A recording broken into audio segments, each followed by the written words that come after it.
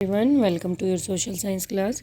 सो 10th class students, आज हम political party chapter को आगे बढ़ाएंगे। आज हम करेंगे चैलेंजेस ऑफ पॉलिटिकल पार्टीज़। अब हम बात करेंगे चैलेंजेस की।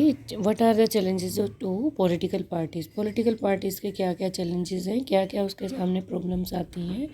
Lack of internal democracy. अब इंटरनल डेमोक्रेसी जो होती है, जो पावर की जो कंसंट्रेशन होती है, जो शक्ति होती है, जो पावर होती है, वो मेन लीडर के पास होती है। तो जो उनसे निचले दर्जे के लीडर्स होते हैं, उनके पास कोई भी पावर नहीं होती। और कोई भी जो मेंबर होता है, उनकी कोई भी मीटिंग नहीं होती। जो मेन मेंबर्स होते हैं, उन्हीं की मीटिंग होती है, उन्हीं मेंबर को रजिस्टर किया जाता है और कोई भी इंटरनली कोई भी इलेक्शन नहीं किया जाता। तो आम आदमी तक क्या होता है, इनसफिशेंट इंफॉर्मेशन पहुंचती है और कोई भी आम आदमी इसमें इन्वॉल्व नहीं हो सकता। And they do not have to scope to influence decision. कोई भी आम आदमी या कोई भी छोटा नेता या फिर कोई जो है बड़े बड़े अधिकारी होते हैं, उनके पास कोई भी पावर नहीं होती कोई डिसीज़न लेने की। जो लीडर्स होते हैं वही सारे डिसीज़न लेते हैं। तो इसके बाद है डायनेमिक सक्सेशन। इसके अंदर जो लीडर्स होते हैं, उनकी जो एडवांटेजेस होती हैं, लोगों के फेवर में वो कम काम करते हैं, लोगों से क्लोज नहीं होते। और इसमें क्या होता है कि ट्रांसपेरेंट प्रोसीजर के अकॉर्डिंग कोई भी फंक्शन नहीं किया जाता, कोई भी काम नहीं किया जाता। और जो टॉप पोजीशन होती है वही कंट्रोल करती है सभी को।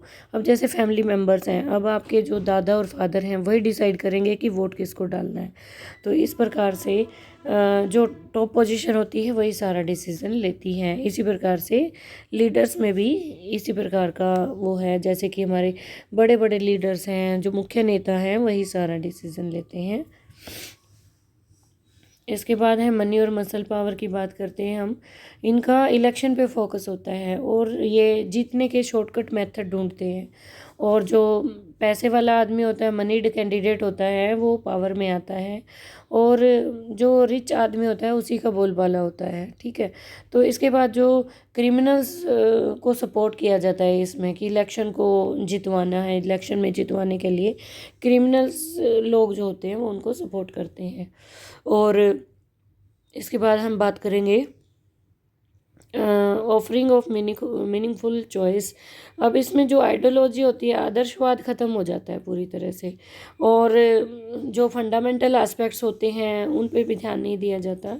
और इकोनॉमिक जो पॉलिसीज़ होती हैं उनको नैरो डाउन कर दिया जाता है। इकोनॉमिक पॉलिसीज़ पर भी ध्यान नहीं दिया जाता। और जो लीडरशिप के अंदर उनके लोगों की कोई भी चॉइस नहीं होती, जनता की कोई चॉइस नहीं होती। अब पॉलिटिकल पार्टीज़ को कैसे रिफॉर्म किया जा सकता है। अब जो इलेक्टेड एमएलए और एमपीज़ होते हैं, वो इसमें फाइनली वो नहीं डिसीज़न ले सकते। और जो रिडक्शन होती है, इसमें मनी की रिडक्शन बहुत ज़्यादा होती है, क्योंकि इलेक्शन के अंदर वो बहुत पैसा बहाते हैं। और जितना भी उनका कैंपेनिंग के अंदर वो पैसा बहुत ज़्यादा यूज़ करते हैं। जिसके पास मनी पावर है, जो मनीड पर्सन है, वही पार्टी में विन करता है। अब जो इसके अंदर इलेक्शन और इनकम टैक्स रिटर्न्स होती हैं, वो पार्टीज़ ही देखती हैं सारा। ठीक है। और उनकी ऑर्गेनाइजेशंस होती हैं इलेक्शन की, और जो इनकम टैक्स रिटर्न्स है वो हमारी पार्टीज़ देखती हैं। And regulation of internal affairs of political parties. अब जो इंटरनल अफेयर्स होते हैं पॉलिटिकल पार्टी के, उनके अंदर रेगुलेशन होनी चाहिए। अब अंदर क्या बात हो रही है, पॉलिटिकल पार्टीज़ को अपने मतलब सभी लीडर्स से डिस्कस करना चाहिए। और इंटरनल जितना भी वो होता है, बातचीत होती है, वो सबके बीच में बैठ के होनी चाहिए। रेगुलेशन होनी चाहिए उनके उसके अंदर, इंटरनल अफेयर्स के अंदर। और जो पॉलिटिकल पार्टीज़ होती हैं वो मैंडेटरी होनी चाहिए, कि टिकट मिनिमम मेंबर्स, कम से कम लोगों को टिकट मिलनी चाहिए इसके अंदर। और जो लोगों को इलेक्शन में जीतने के लिए। इसके बाद है जो लोग हैं वो पॉलिटिकल पार्टीज़ के अगेंस्ट अगर पिटीशन डाल सकते हैं। ठीक है। उनके अगेंस्ट वो कोर्ट में रिट डाल सकते हैं, पिटीशन डाल सकते हैं कि इन्होंने ऐसा किया उनके खिलाफ। तो हम रिफॉर्म कर सकते हैं पॉलिटिकल पार्टीज़ को।